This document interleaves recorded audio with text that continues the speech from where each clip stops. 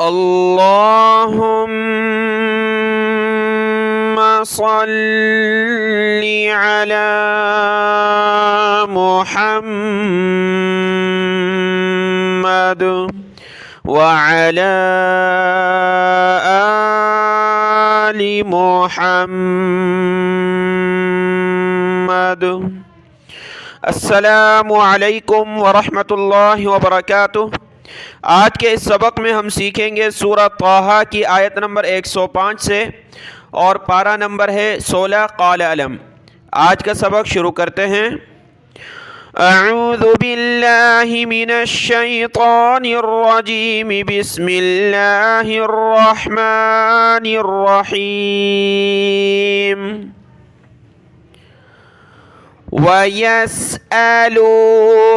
عَنِ الْجِبَالِ فَقُلْ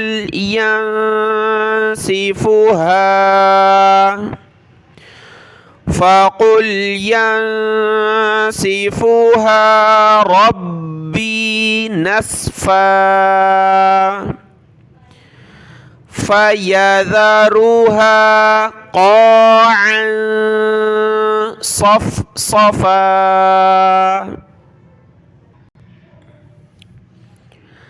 لا ترى فيها عوجا ولا أمتا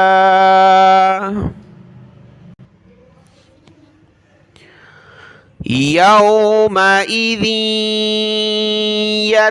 يتبعون الداعي لا عوج له وخشعت الأصوات للرحمن فلا تسمع إلا همسا يومئذ لا تنفع الشفاعة إلا من أذن له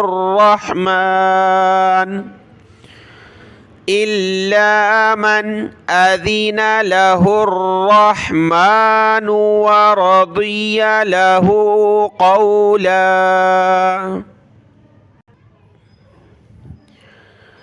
يعلم ما بين أيديهم وما خلفهم ولا يحيطون به علما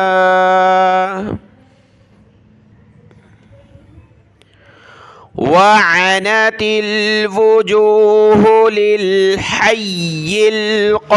القيوم وقد خاب من حمل ظلما ومن يعمل من الصالحات وهو مؤمن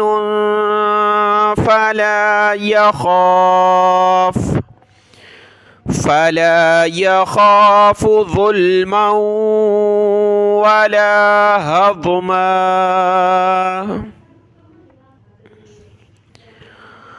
وكذلك أنزلناه قرآنا عربيا وصرفنا فيه من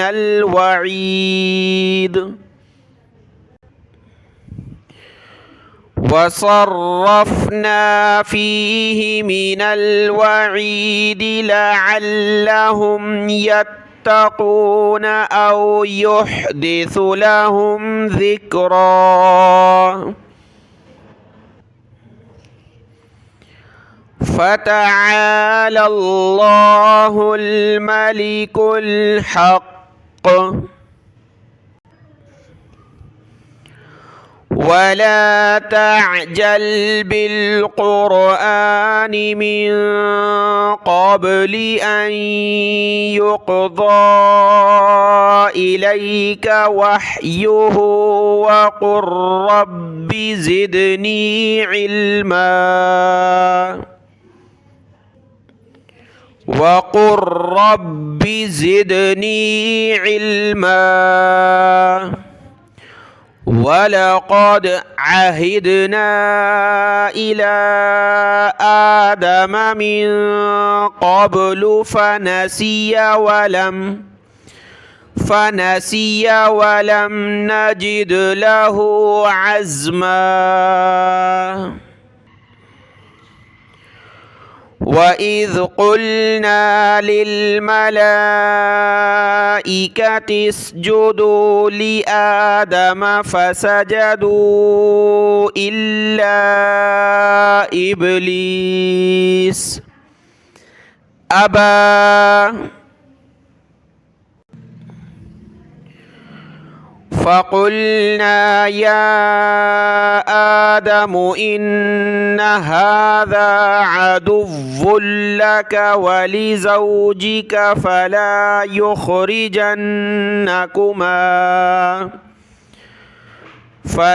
يخرجنكما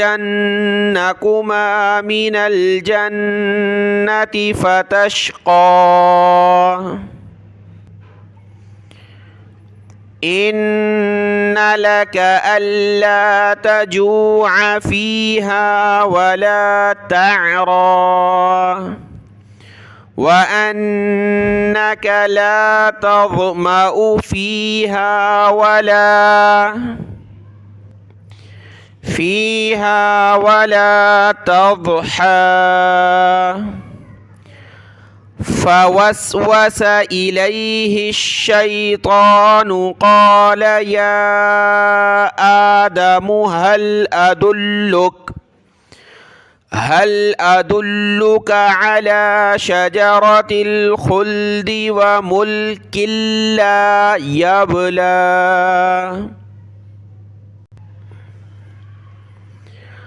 فأكلا منها فبدت لهما سوآتهما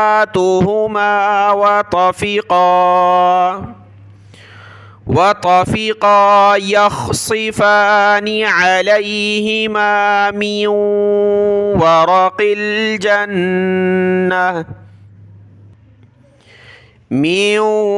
ورق الجنة وعصى آدم ربه فغوى ثم اجتباه ربه فتاب عليه وهدى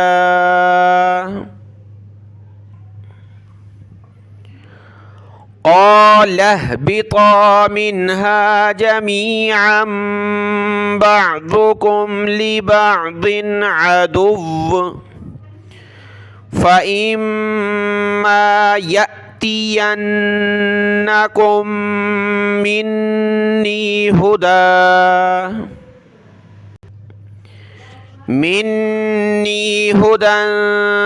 فمن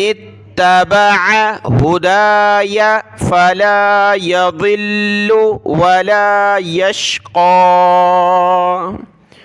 صدق الله العظيم.